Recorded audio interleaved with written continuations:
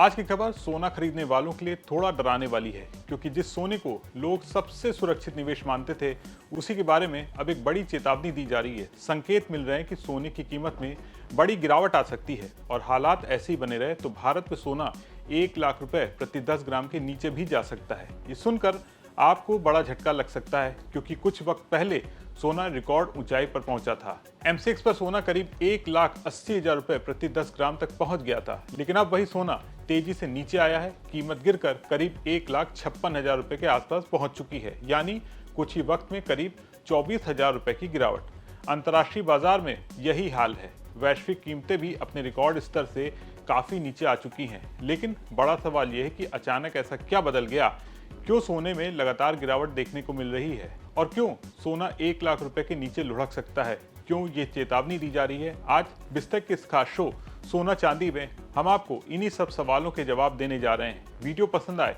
तो इसे लाइक और शेयर जरूर करिएगा। अगर बात करें सोने में अचानक ऐसा क्या बदल गया, तो इसका जवाब है दुनिया की राजनीति।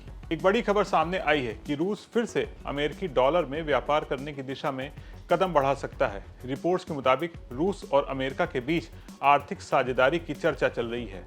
अगर ऐसा होता है तो दुनिया की सबसे बड़ी आर्थिक रणनीतियों में से एक को बड़ा झटका लग सकता है। पिछले कुछ सालों में ब्रिक्स देश डॉलर पर निर्भरता कम करने की कोशिश कर रहे हैं। इसी वजह से उन्होंने बड़ी मात्रा में सोना खरीदा। सोना उनके लिए डॉलर का विकल्प बन रहा था। यही वजह थी कि पिछले 2 सालों में सोने की कीमत तेजी से बढ़ी। लेकिन अगर रूस फिर से डॉलर की तरफ लौटता है तो ये पूरी राजनीति कमजोर पड़ सकती है। और अगर सेंट्रल बैंक सोना खरीदना कम कर देते हैं तो सोने की सबसे बड़ी ताकत ही खत्म हो जाएगी। क्योंकि सच ये है कि पिछले कुछ सालों में सोने की तेजी का सबसे बड़ा कारण सेंट्रल बैंकों की खरीदारी थी। ब्रिक्स देशों ने दुनिया में सबसे ज्यादा सोना खरीदा। चीन और रूस ने उत्पादन बढ़ाया, निर्यात को कम किया और भंडार बढ़ाते रहे, यानी मांग ज्यादा, सप्लाई कम और कीमतें आसमान पर। लेकिन अब हालात बदलते हुए दिख रहे हैं। एक और बड़ा कारण है अमेरिका की महंगाई बढ़ने से ब्याज दरें जल्दी कम होने की उम्मीद घट गई है। जब ब्याज दरें ऊंची रहती हैं तो निवेशक सोने की जगह सरकारी बॉन्ड खरीदना पसंद करते हैं।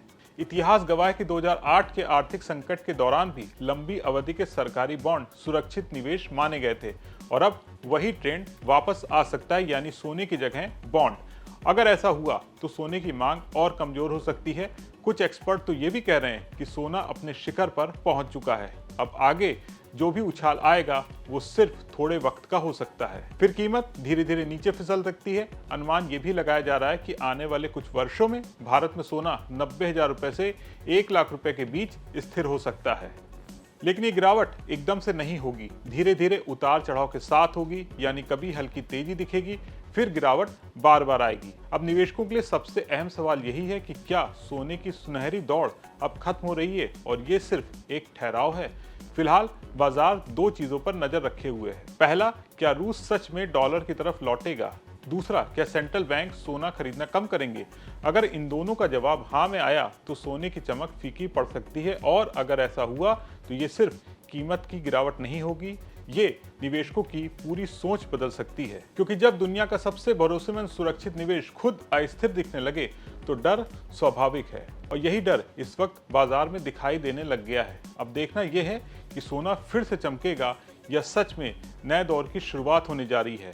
फिलहाल संकेत साफ हैं, सोने की कहानी में सब कुछ ठीक नहीं चल रहा है, और यही बात निवेशकों को सबसे ज्यादा डराने वाली है। तो इस पूरे मामले पर आपका क्या सोचना है? क्या आपको लगता है कि सोना 1 लाख रुपए के नीचे लुढ़कने वाला है, या फिर सोने में अभी तेजी का दौर बाकी है? कमेंट बॉक्स में अपने विचार लिखना ना भूलें, और बिजनेस जगत की तमाम बड़ी खबरों को देखने के लिए बने रहे बिस्तक के साथ।